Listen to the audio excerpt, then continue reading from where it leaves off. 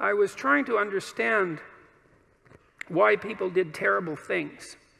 And I was really concentrating on the terrible, terrible things that people do. And I was interested in Auschwitz, for example, and not as a political phenomenon, but as a psychological phenomenon. I was curious about how you could be an Auschwitz guard. And I wasn't really curious about how you could be one, because, well, you could be one, of course. I was more curious about how I could be one, being such a good person as I thought I was. But I also knew that many people did many terrible things during the 20th century, and the idea that I was somehow better than them, or that I should assume a priori that I was better than them, and that I wouldn't have made the same choices or worse had I been in the same situation, was a very, very, very dangerous supposition. And in fact, a sufficiently dangerous supposition to bring about the very danger that I assumed was worth avoiding. I had this idea, that what had happened, especially in Nazi Germany, but also in the Soviet Union, shouldn't happen again.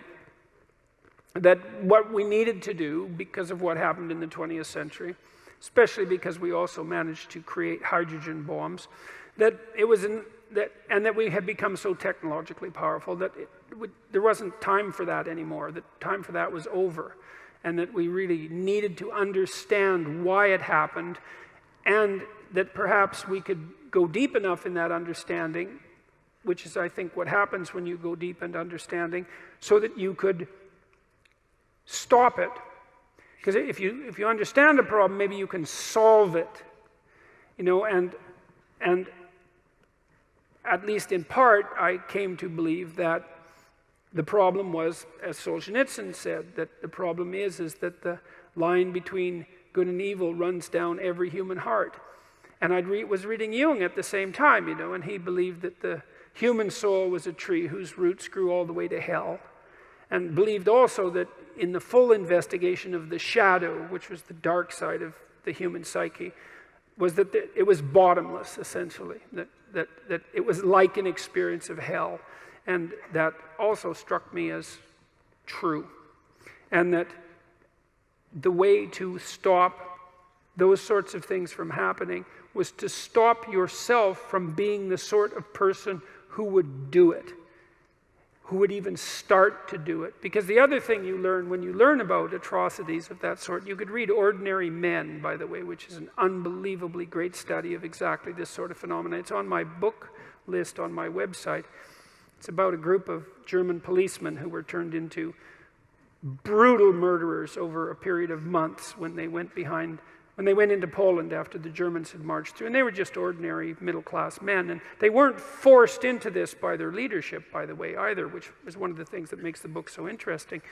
So for me, it was a matter of understanding that if we want this sort of thing to not happen anymore, then we have to start to become the sort of people who wouldn't do it, which seems rather self-evident, all things considered, unless you believe that we're the pawns of social forces, for example, like the Marxists do.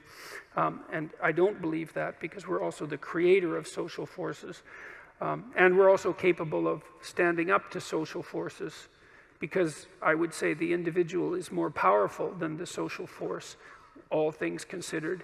Interestingly enough, that the way to stop such things from happening, the way to remember properly, is to understand that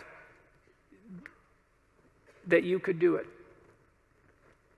that you could do those terrible things, because the people who did them were like you, and that the way out of that is to stop being like that. And the way you stop being like that is, well, at least in part, by